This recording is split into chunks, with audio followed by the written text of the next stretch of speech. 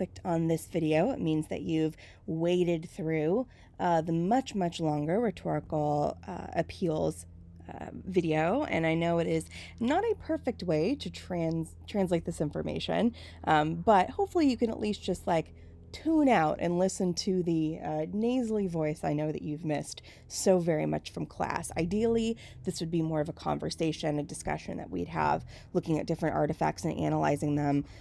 But again, this way of teaching is imperfect and we're doing our best. And I want to make sure that you have the information in front of you that you can reference. So I recommend taking notes, but I can't even, ensure you're going to watch this. So just going to trust that we're all doing what we need to and doing what we can. But I recommend taking notes on some of them that you think would be helpful for you. So if you haven't watched the first video, please watch that first, because we know that we need to have that balance of ethos, logos, and pathos. On Monday, we're going to look at a bunch of different fallacies, just what can go wrong. But today I want to talk about some sort of tips and tricks that you can use as you begin to pull information together and form your persuasive podcast. So with rhetorical strategies, there's two camps. There's those strategies that aid in understanding, breaking down information, helping somebody visualize something better, because of course with something like a speech or something like a podcast, especially with a podcast, there are no visuals. And so having, loads and loads of statistics may not be the most helpful way to communicate information. We have to think a little bit differently with the kinds of sources we use. It's not like a research paper. We have a totally different job to do. Similarly, you've been doing a lot of research in this and you know it very well, but you really just have a short period of time to get your point across to your audience. And so making this thing seem alive and real for them. So the first camp is strategies of understanding. The second are senses, sound, and memory. So those are the things that we use when there's a bunch of helicopters. I'm hoping that it's not going to be loud this whole time. The different sound, like stuff we do with sounds, alliteration, assonance, things like that you don't really notice. It doesn't stick out to you, but it does aid in the understanding for your audience, and it also helps you look a lot more authoritative, and ultimately gets your point across a lot better. So that will be a second video. This first one is going to be shorter and just look at some of the main strategies. I think there's like 13 or 14. So to start out, 1 through 2 is just using concrete versus abstract language. So knowing what you should be specific about and what is better to be abstract about. So abstract language, much like abstract art, it is open for interpretation. So if you go into LACMA and you are standing in front of a Rothko, which Rothko is a wonderful artist, but it's just sort of colors, you could say, oh, it's a burrito, and another person's like, no, it's the Peloponnesian War, and it doesn't matter. It's completely up to you. And so abstract language can be really, really helpful, because if you want to get a lot of people on board with an idea, you use language that's humanizing in general. So the example that I hate the most is the term family values. I think I brought it up in class.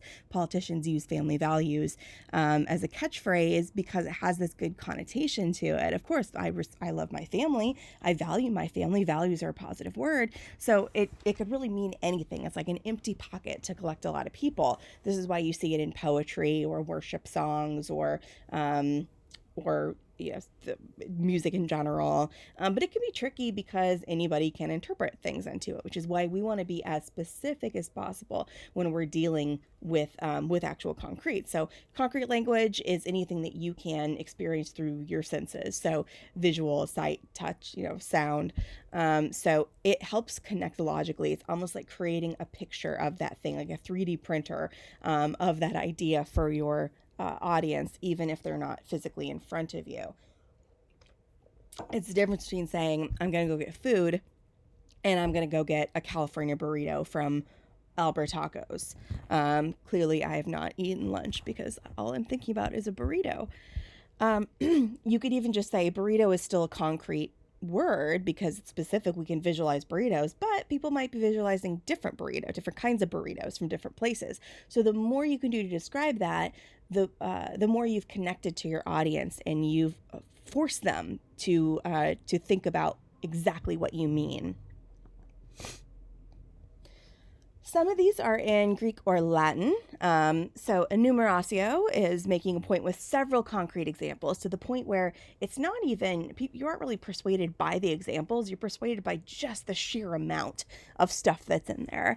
One of my favorite examples is from the movie we love to hate, Forrest Gump. Anyway, like I was saying, shrimp is the fruit of the sea. You can barbecue it, boil it, broil it, bake it, saute it.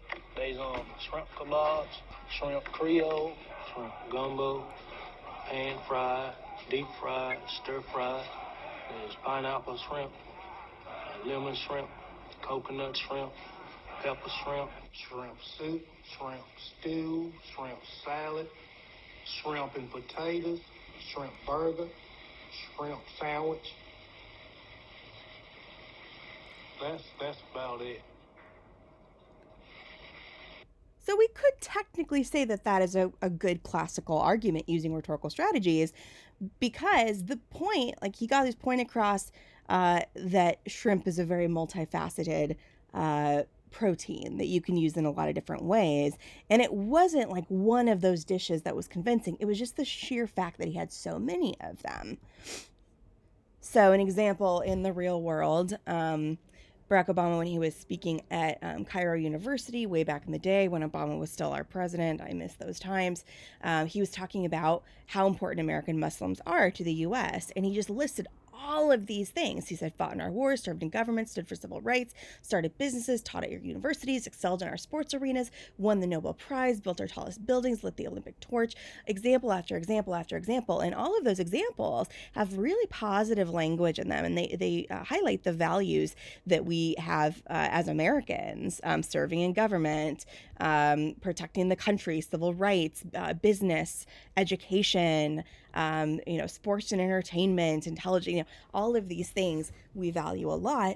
And so his purpose was more to just give a ton of examples to make the point, rather than one of those like holding the most persuasive element. It's not like somebody sitting there like, oh, the Olympic torch, huh? I guess they have enriched the United States.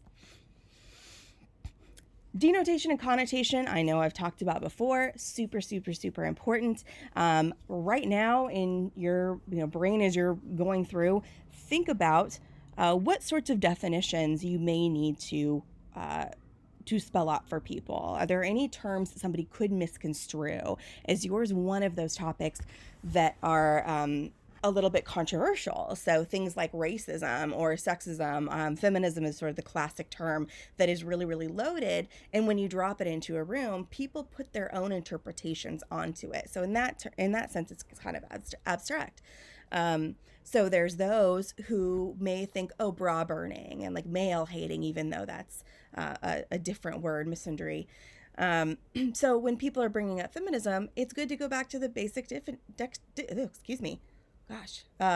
dictionary definition, because it talks about equalities for both genders.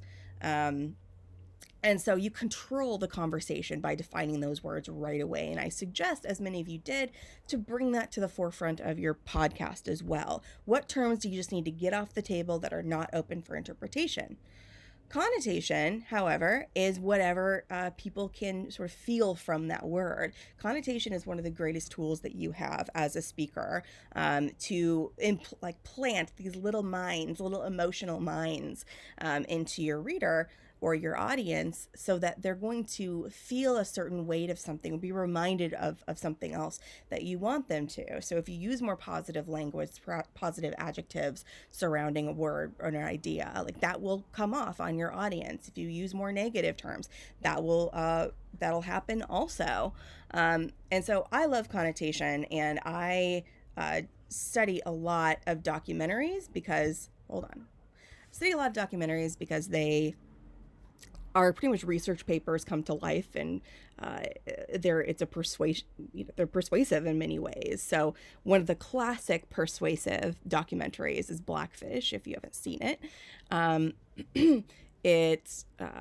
it was very popular several years ago, and eventually it did have a huge effect. So SeaWorld did change their policies on how they capture and how they keep and store, quote unquote, or I forgot what killer whales were called, orcas. So we're just gonna watch a little bit of this, and I'll pause every so often just to point out a couple of the ways that connotation is being used in this. So even though this is visual and it does have, a soundtrack and it is only a trailer, the trailers themselves are a really interesting rhetorical artifact because it's a really condensed version of that documentary, of that movie, and you're persuading the audience to come see this. And so it's an advertisement. So really, really, you need to get the point out very quickly and to make sure that it is emotionally resonant with audiences. That's not what I wanted to do. This is what I wanted to do.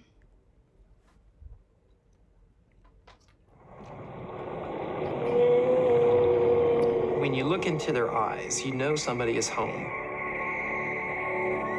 They're an animal that possesses great spiritual power, not to be meddled with.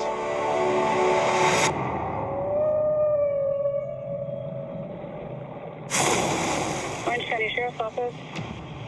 We need SO to respond for a dead person at SeaWorld. A whale has eaten one of the trainers. I'm going to pause there because already really, really carefully constructed. You start in this very peaceful, atmosphere, the blue water, the sort of calming music, but the language itself is really fascinating. You say you look into their eyes and you know that, either someone's home or your home, this abstract language that is connecting human and orca on the same level, which we know that this is a documentary about potential animal abuse. And so already you're lifting an animal up to a status that is not animal. And the same after that, it's a spiritual creature, one not to be meddled with. In a certain way, they are defining. They're saying, look, this is how we're going to be. We have established orcas as this. They are spiritual creatures. There is someone there. They are just as cognitively aware as we are.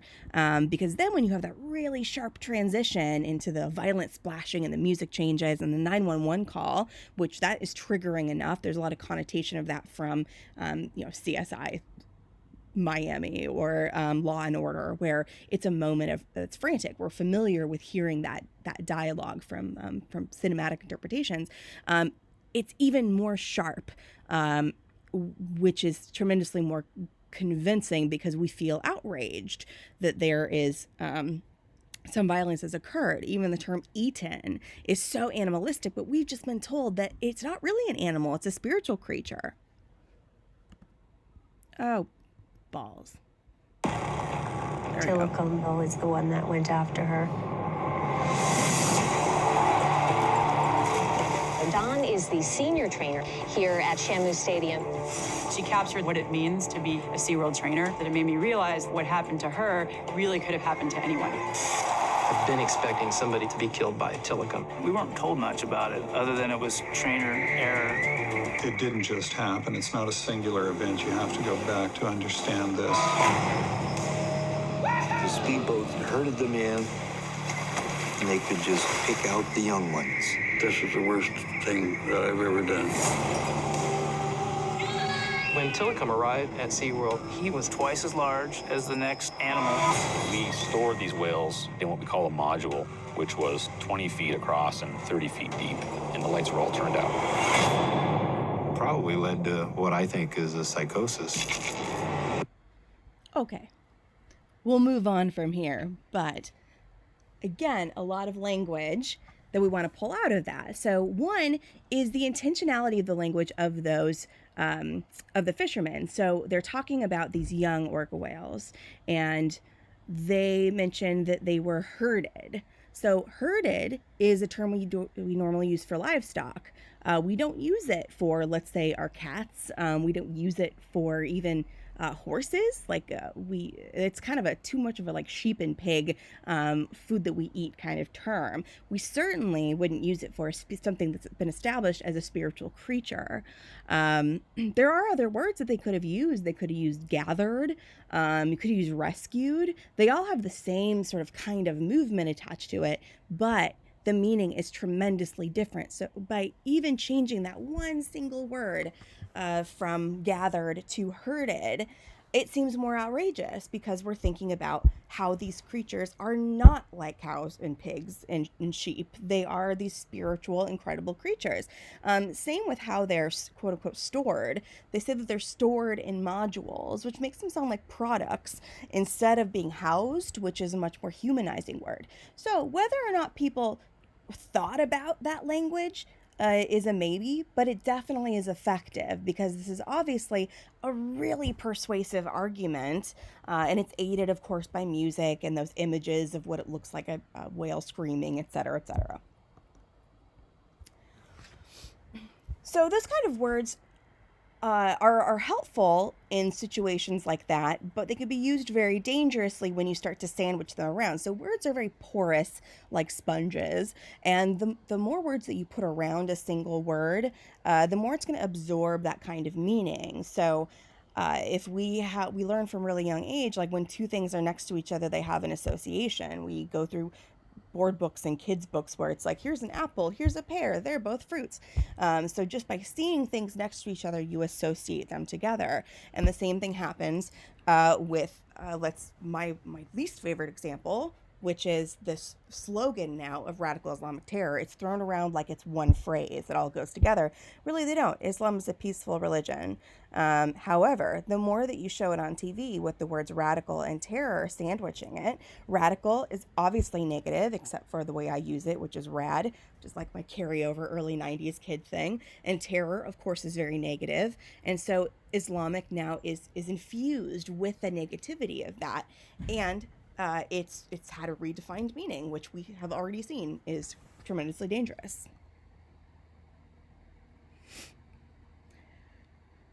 And so labeling, you're able to create these kind of terms to control the emotional response. So radical Islamic terror is a label that's been created. The meaning is more in its usage than in the actual words themselves. It's more of what's the connotation in which you say it. It's kind of like with curse words or slurs. A lot of where it gets the pain from it is from the way that it's used. If we really go back to semiotics, words don't have any meanings. They're inherently just symbols, and we attach those meanings onto them. So labeling, creating these labels, and you control the emotional response of people. It's like repackaging the product. And so you can use this for good or you can use this for evil. And so this will be a really, really helpful thing for you guys when you're considering persuading people about why something is wrong or needs to be changed. Think about what you're going to call this issue. When you repeat, for mine, like women with ADHD, being chronically underprescribed, like I need to think about the language that I'm going to use to continuously shoot off that topic. So we'll watch a little bit of two different documentary trailers, and as we go through, look at the kind of language that they use, how they label certain issues, because both of these are incredibly divisive. Come on, I want to go back. So, for example, undocumented workers versus illegal aliens, technically they mean the same thing. However, people use those terms tremendously differently, and connotation plays into how we react to it. Illegal aliens is an inevitably harsher term. Illegal is obviously bad. Alien is foreign, not even of this earth, even though, of course, it just means foreigner. We connect it with the idea of invasions. And so when you're calling somebody that, obviously there is more fear when somebody's labeled as such versus undocumented workers. We're all workers. We value work in the US, and undocumented doesn't make it sound like it's any worse than like, oh, they just didn't file papers. It has nothing to do with them in general. So I know there's stuff all over campus because we're a very, big social justice campus of like, no human being is illegal. And yeah, this is a good, this supports that of like, it's using that idea of somebody's own humanity can be illegal, labeling them with that can be so powerful and so destructive for those who have those, I'll say, slurs lobbied at them. So this is one called How to Die in Oregon. It's about assisted suicide. Now, assisted suicide has a lot of different names for it. Obviously controversial. We're dealing with people who are choosing to terminate their life after a chronic illness. It's not just like, I feel like killing myself. So maybe you've heard about this in the news. It was really, really a big deal in 2010 to 2013. There was a woman in California who was 25 who ended up having terminal illness, and she moved to Oregon in order to end her own life because she was just miserable. And so much of it is about control. So this is very, very biased, but we'll go through half of it and I'll talk about it and maybe we'll finish the end. But look especially with how different groups are naming this issue.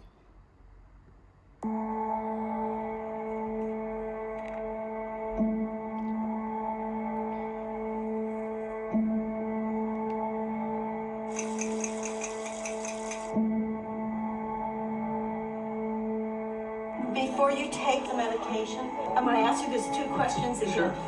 You have the right to change your mind. My mind's not changing. And what will this medication do? It will kill me and make me happy. Death with dignity. The other side calls it assisted suicide. I was diagnosed with cancer. I was supposed to have 6 months. Well, these people have lost so much control, and they'll tell us repeatedly they want the medication for control. It's this curious limbo. You don't know what's really going to happen, except with Death with Dignity, you do have some control over what's going to happen. An online survey of physicians showed 50% in favor, 42% against.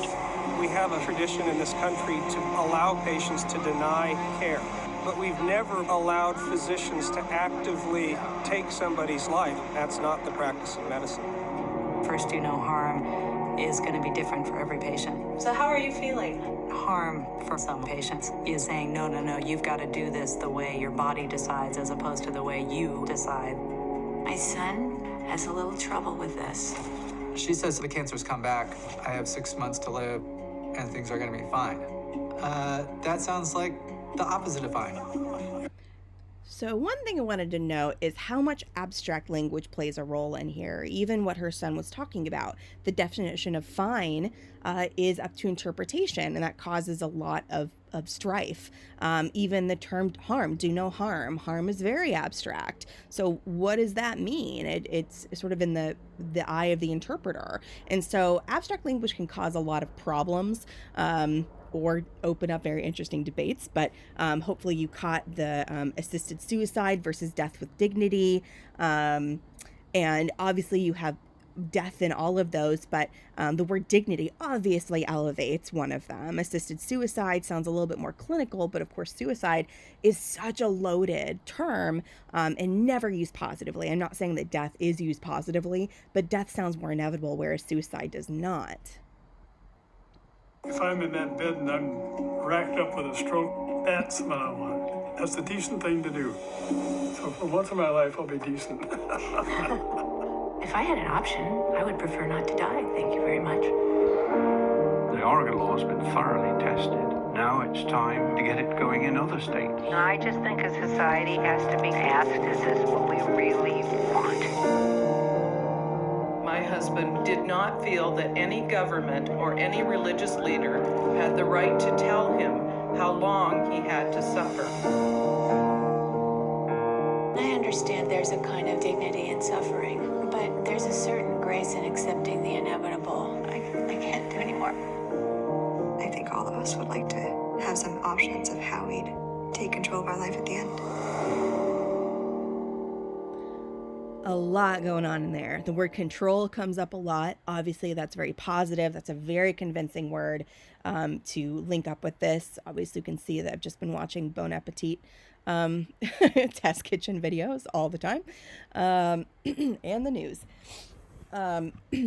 You saw everybody would like, to choose when it's their time. So really euphemistically going around the actuality of death. It's more focused on the choice, more focused on, the peace, and even using terms like there's grace in accepting the inevitable. all of that really softens this thing that is a really harsh reality of this person takes pills in front of you and they die in front of you and they're choosing to do it. So this whole documentary is constructed kind of like a little padding around this issue. And I'm not saying it's bad or good. It's just a very interesting way that they've chosen to sort of protect and to promote their message, because we do have a lot of control when we're trying to persuade. We get to decide what evidence are we going to show, what evidence we're not going to show, not being unethical, but we can't give everything. Everything has a side and an angle. So think about what it means to soften or sharpen your message. How do you want to label it? Is yours something that's a little more controversial? Do you need to kind of downplay some of the reality, or do you need to heighten it to really get people afraid? Already talked about that. As you know, Republicans in Congress have been hard at work. I just love this. It's really old. But it's a good example of just how lazy people are. And I think I mentioned this in I can't remember if I mentioned this in yesterday's lecture or, Monday's lecture. Just that people don't take the time to really break something down and ask questions of like, wait, what do you mean by that? What does that thing mean? People don't want to be seen as stupid. And we want to continue to be part of an in-grouping and pretend that we know things. It's kind of our default. And as a result, people just sort of take information at face value, and that's where ethos is so important. If you can get people to trust you, people won't question that information. I'm not saying that's a good thing. But you can dupe somebody so easily with something like labels.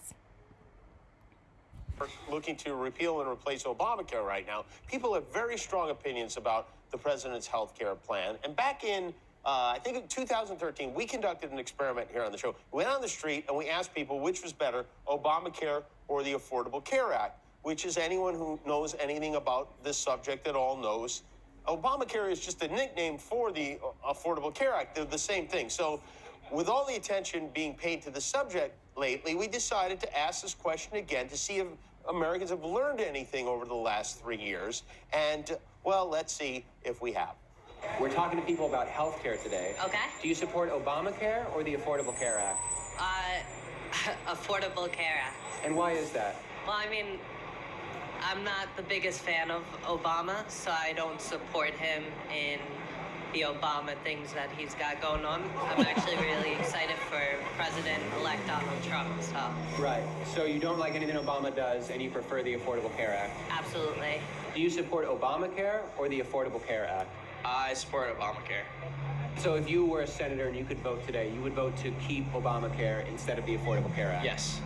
Do you support Obamacare or the Affordable Care Act? I guess the Affordable Care Act. And why do you prefer the Affordable Care Act over Obamacare? I'm not really sure. My girlfriend supports Trump, so I go with whatever she says. What is the main difference between Obamacare and the Affordable Care Act? One is you pay, and then the other one is Obama pays for you. Pay is pretty big difference. Pretty big difference. What makes Obamacare better than the Affordable Care Act? It's more affordable for the less fortunate, I'd say. So Obamacare is more affordable than the Affordable Care Act? I'd say it is. Yeah. I believe that Obamacare, the premiums are too high, so people end up paying more. Right. So I believe in the Affordable Care Act. And so the Affordable Care Act is more affordable than Obamacare? Right, correct. Right. Which is obvious based on the name. It's in the name, right. Right. Why do you like the Affordable Care Act more than Obamacare? Because I don't like Obama. But you like the Affordable Care Act? Yeah. What if I told you Obamacare and the Affordable Care Act are the same thing?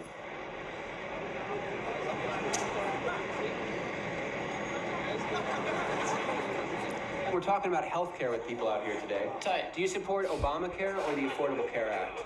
I'm kind of like...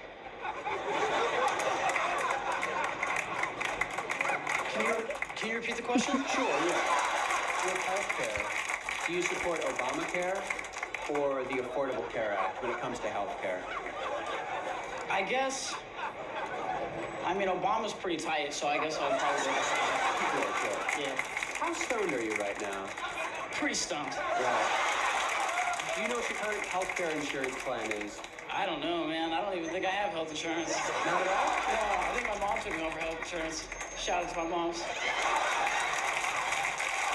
Okay. If there's any reason to at least read the news once a day, this is it.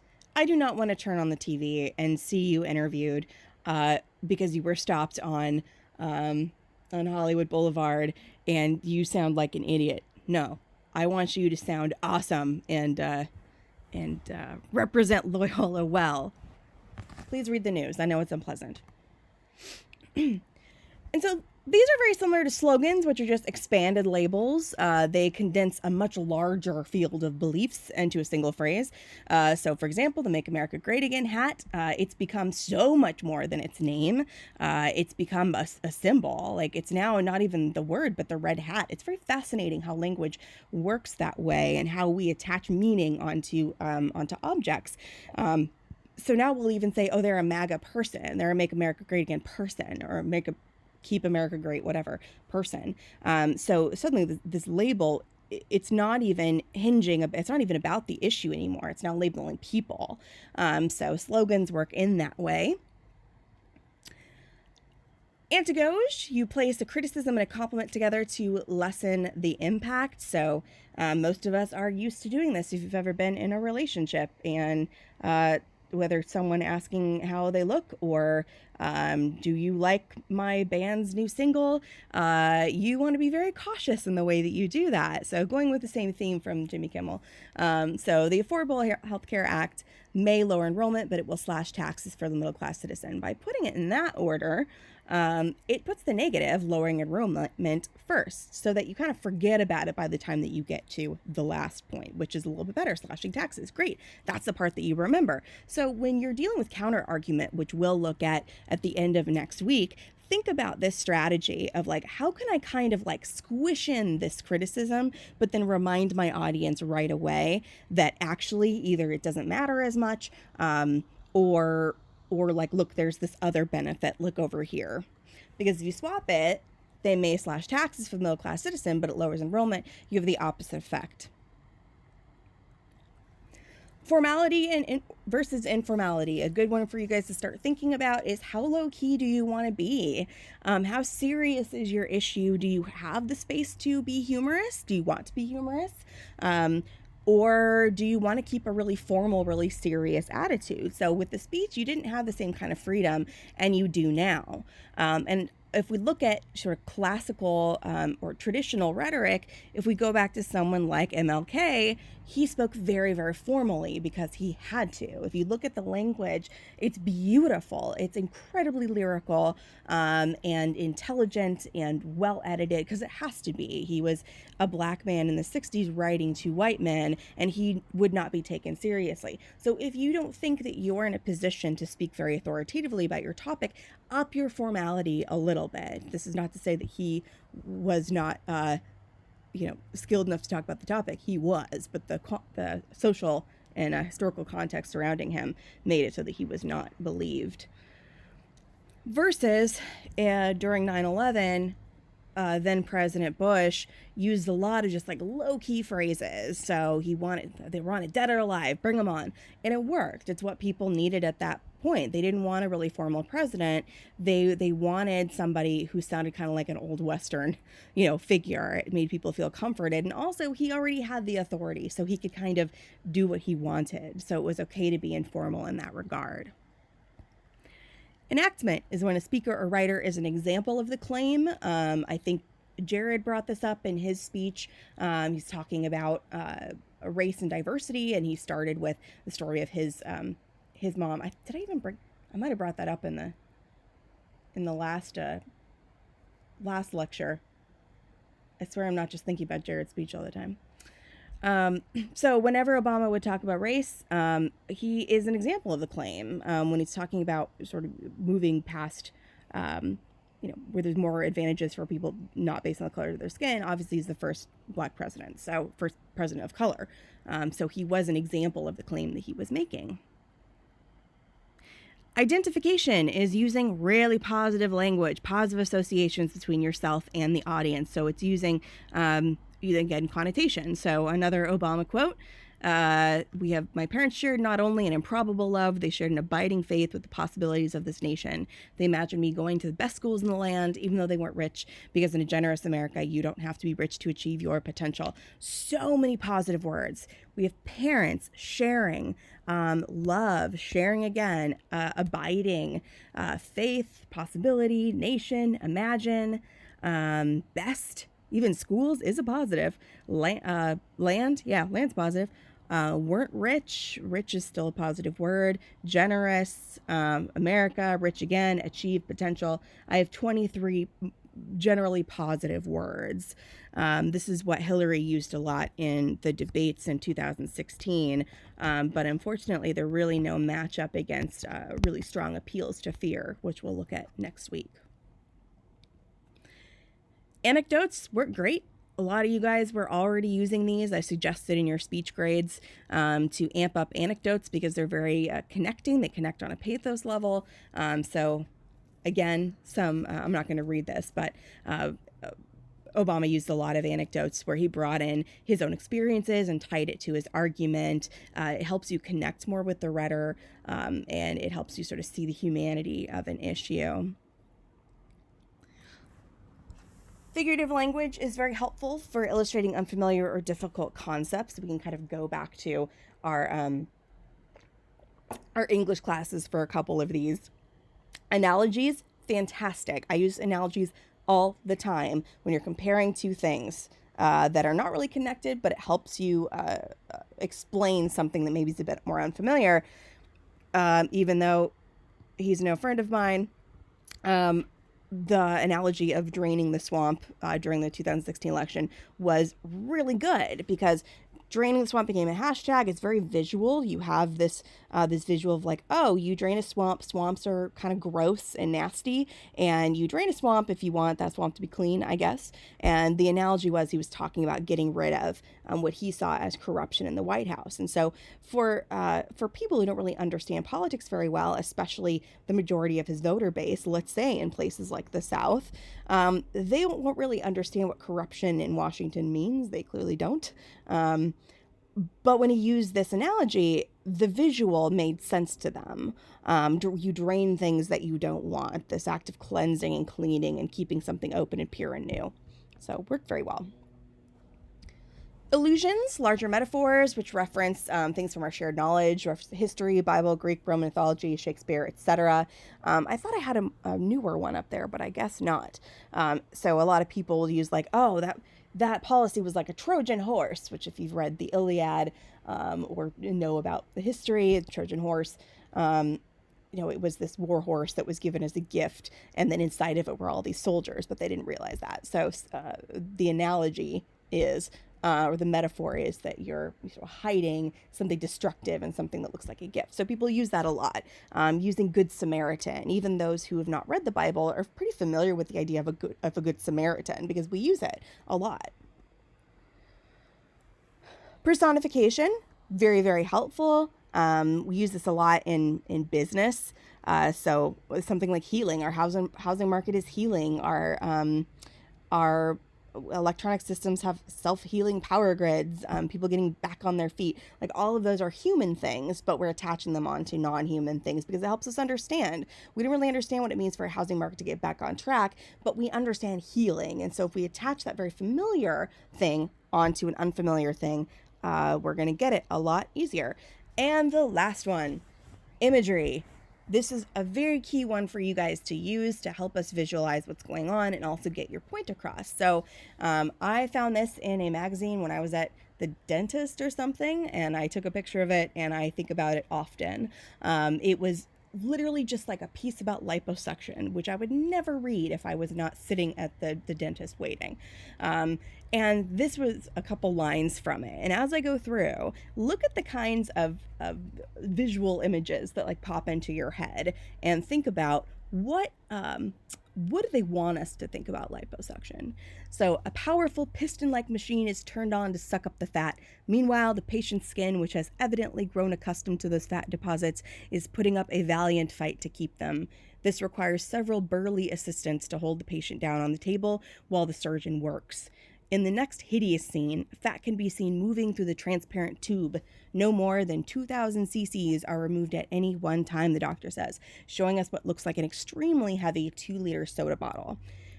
The tube is removed and the incision sewn shut, and several miles of gauze is wrapped around the patient to hide the fact that her thighs now look like gallons of ice cream with one scoop taken out. So there's a lot going on in here. Actually, I think I'm going to have you guys pull this out. This will just be sort of a little like attendance check. Tell me how this is persuading us. What maybe analogies do you see in here? What imagery?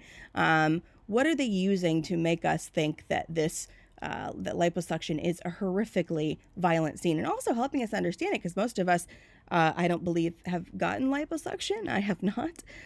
So it's helping us understand something that's very unfamiliar to us. And I'm out.